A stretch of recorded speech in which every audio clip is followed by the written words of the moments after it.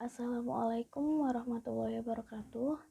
Kami dari kelompok 3 kelas Aksha 6B yang beranggotakan 3 orang. Yang pertama itu ada Durati Silviatul yang NIM belakangnya 60. Yang kedua saya Fitri Maulida yang NIM belakangnya 61. Dan yang ketiga ada Arum Rekno yang NIM belakangnya 63. Di sini kami akan menjelaskan tentang proper budgeting. Proper budgeting itu anggaran yang sifatnya memihak kepada rakyat miskin. Nah, yang pertama yaitu apa itu proper budgeting. Nah, kenapa kok dikhususkan ke rakyat miskin? Karena kemiskinan itu sudah menjadi masalah yang sifatnya itu multidimensi dan lintas negara, karena tidak hanya di negara berkembang saja yang menangani kemiskinan, tetapi di negara maju pun masih mengupayakan untuk menanggulangi kemiskinan itu. Nah, kemiskinan itu sudah seperti kayak isu prioritas dalam pembangunan global. Nah, di dalam UU nomor 25 tahun 2004 tentang sistem perencanaan pembangunan nasional, itu di situ menegaskan tentang penguatan partisipasi masyarakat sebagai komponen penting di daerah dalam proses pembangunan, dan itu sudah menjadi kunci pendekatan dalam pencapaian perencanaan dan penganggaran yang berpihak pada masyarakat miskin. Nah, maka dari itu Bappenas itu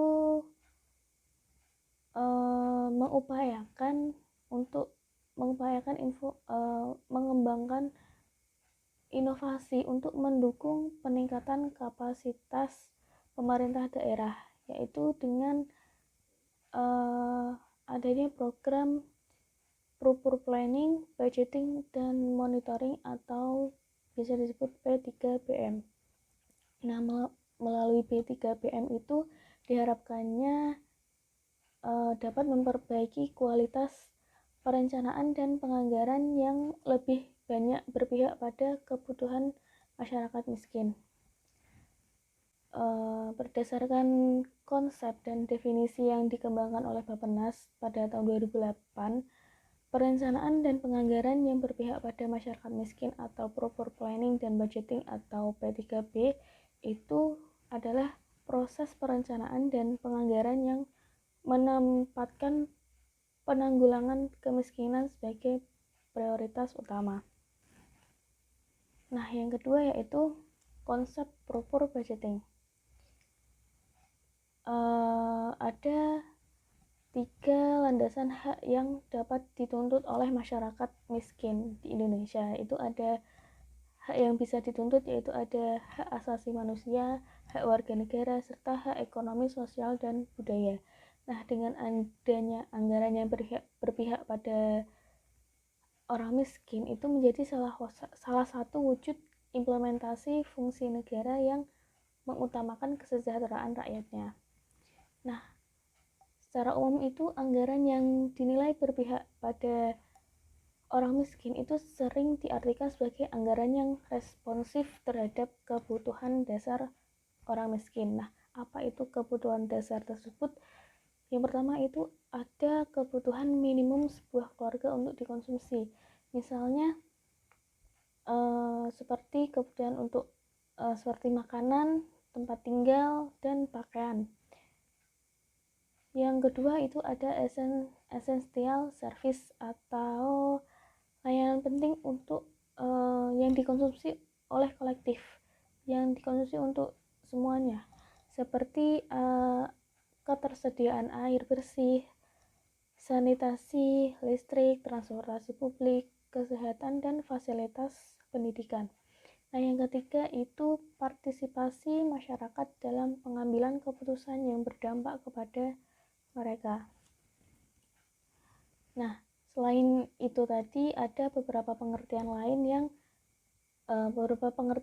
tentang anggaran yang berpihak kepada orang miskin, yaitu yang pertama ada praktik penyusunan dan pelaksanaan kebijakan di bidang anggaran yang sengaja ditujukan untuk membuat kebijakan, program, dan proyek yang berpihak kepada kepentingan orang miskin. Nah, yang kedua itu ada kebijakan anggaran yang dampaknya itu dapat meningkatkan kesejahteraan atau terpenuhinya hak-hak dasar orang miskin. Nah, yang ketiga itu substansi pengertian anggaran yang berpihak pada orang miskin yang mempunyai kesamaan dengan konsep anggaran yang berorientasi pada pemenuhan hak-hak dasar. Baik, saya mau melanjutkan poin ketiga, yaitu mengenai karakteristik dan kategori proper budgeting. Kategori proper budgeting, anggaran yang sifatnya memihak kepada masyarakat miskin itu sengaja diperuntukkan untuk orang miskin demi meningkatkan kesejahteraan.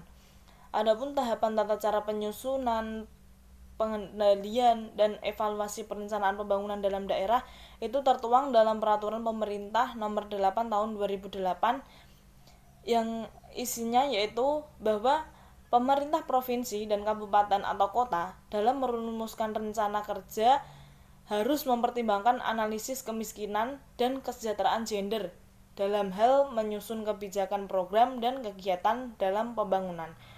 Adapun kategori anggaran yang berpihak kepada orang miskin itu ada dua sisi. Yang pertama, anggaran yang sifatnya langsung diperuntukkan kepada rakyat miskin, seperti penanganan kasus gizi buruk. Kalau di desa itu sudah ada stunting itu penanganan gizi buruk bagi anak-anak. Kemudian yang kedua, anggaran yang tidak langsung diperuntukkan kepada rakyat miskin, semisal contoh pembangunan prasarana air minum, kemudian pasar. Nah, hal tersebut itu memberikan dampak dan manfaat positif terhadap rakyat-rakyat miskin. Kemudian karakteristik proper budgeting itu ada dua sisi. Sisi yang pertama sisi pendapatan daerah, sisi yang kedua sisi belanja daerah. Adapun sisi pendapatan daerah itu yang pertama tidak memungut pajak dan retribusi. Tidak memungut pajak dan retribusi ini terhadap transaksi untuk pemenuhan pelayanan publik. Misal contoh seperti puskesmas, sekolahan, dan lain-lain. Kemudian pajak dan retribusi tidak dijadikan dasar sumber pendapatan daerah. Jadi pajak dan retribusi yang dijadikan sebagai dasar pemenuhan kebutuhan masyarakat miskin itu tidak dijadikan dasar sebagai sumber pendapatan daerah. Kemudian yang ketiga, tidak membebani orang miskin. Tidak membebani orang miskin ini maksudnya orang miskin itu tidak merasa terbebani dengan adanya pajak dan retribusi untuk mereka. Kemudian yang karakteristik proper budgeting yang kedua yaitu sisi belanja daerah. Sisi belanja daerah itu yang pertama adanya anggaran belanja, yaitu anggaran belanja mengenai kebutuhan pokok bagi masyarakat miskin, yaitu seperti subsidi dan lain-lain. Misal contoh bahan kebutuhan pokok, kemudian biaya pendidikan dan lain-lain. Kemudian yang kedua adanya anggaran sarana publik. Anggaran sarana publik ini dengan disediakannya prasarana publik, yaitu untuk memihak kepada rakyat miskin atau untuk menyediakan sarana-sarana publik terhadap mereka. Kemudian yang ketiga adanya anggaran untuk itu bukan pendapatan ya, tapi pendataan. Adanya anggaran untuk pendataan, yaitu mendata mengenai apa? Yaitu mendata mengenai kelompok rakyat miskin dan asesmen kebutuhan mereka itu apa. Jadi untuk untuk mengevaluasi pemerintah untuk membuat kebijakan terhadap rakyat miskin. Kemudian yang keempat adanya anggaran untuk memberikan ruang partisipasi dan aktualisasi diri untuk masyarakat miskin ya tentunya. Kemudian yang kelima adanya anggaran untuk perencanaan dan pengamatan.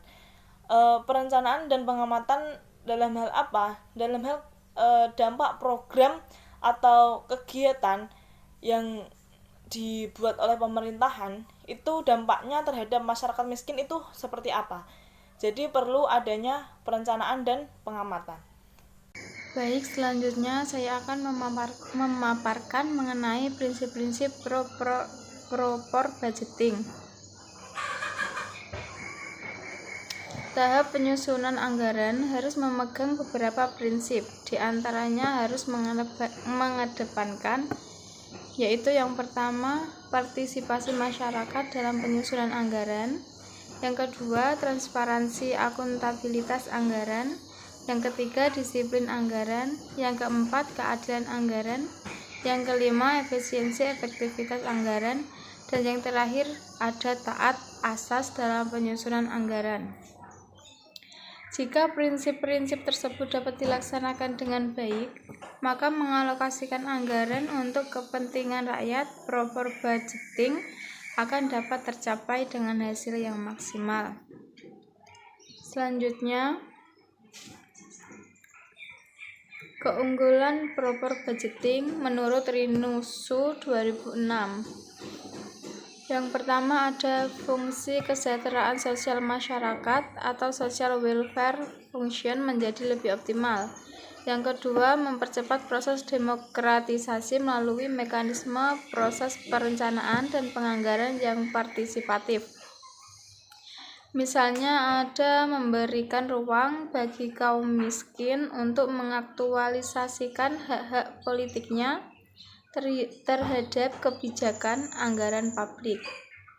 Kemudian yang ketiga ada faktor pendorong terciptanya stabilisasi politik dan sosial. Karena kepentingan kaum miskin yang selama ini cenderung tertinggalkan sehingga mengakibatkan frustasi yang berkepanjangan, dan yang terakhir untuk mempercepat proses penanggulangan kemiskinan. Dengan menerapkan proper budgeting, upaya penanggulangan kemiskinan menjadi lebih fokus dan transparansi. Kebutuhan-kebutuhan sosial dasar kaum miskin seperti sarana kesehatan, pendidikan, dan pengembangan usaha-usaha produktif menjadi lebih mudah terpenuhi. Kemudian mengenai persyaratan kebijakan proper budgeting. Persyaratan kebijakan proper budgeting merupakan kebijakan anggaran yang memihak kepada orang miskin. Merupakan salah satu kebijakan yang diperlukan untuk menanggulangi kemiskinan secara komprehensif, mengingat kebijakan proper budgeting merupakan kebijakan yang bersifat teknis operasional. Agar pemerintah daerah berkenan menerapkan kebijakan tersebut, maka perlu adanya prasyarat kebijakan yang diantaranya ini sudah tertera di dalam PPT, ada 3. Yang pertama meliputi kehendak politik. Dalam kehendak politik ini ada poin-poinnya, yaitu yang pertama dimilikinya komitmen kuat dan tekad keras oleh pihak-pihak yang secara langsung berwenang dan bertanggung jawab dalam penanggulangan kemiskinan. Poin yang keduanya ada agenda pembangunan daerah menempatkan upaya dan program penanggulangan kemiskinan pada skala prioritas utama. Dan kemudian yang poin ketiga, kemauan untuk jujur dan terbuka, mengakui kelemahan dan kegagalan program penanggulangan kemiskinan di masa lalu, dan bertekad untuk memperbaiki di masa sekarang dan mendatang. Kemudian syarat yang kedua yaitu iklim yang mendukung, yang terdapat poin-poinnya juga, yaitu diantaranya pertama memiliki kesadaran kolektif untuk menempatkan kemiskinan sebagai musuh bersama yang harus diperangi, kemudian diikuti dengan langkah-langkah kampanye sosial melalui berbagai saluran informasi untuk lebih meningkatkan kepedulian, kepekaan, dan partisipasi masyarakat. Kemudian untuk iklim yang mendukung, poin kedua ada peraturan dan kebijakan daerah atau bisa disebut perda yang mendukung penanggulangan kemiskinan. Misalnya terkait dengan usaha kecil, akses terhadap kredit, pedagang kaki lima, penghapusan pungutan hasil pertanian, dan lain sebagainya. Kemudian syarat yang ketiga ada tata pemerintah yang baik atau good governance.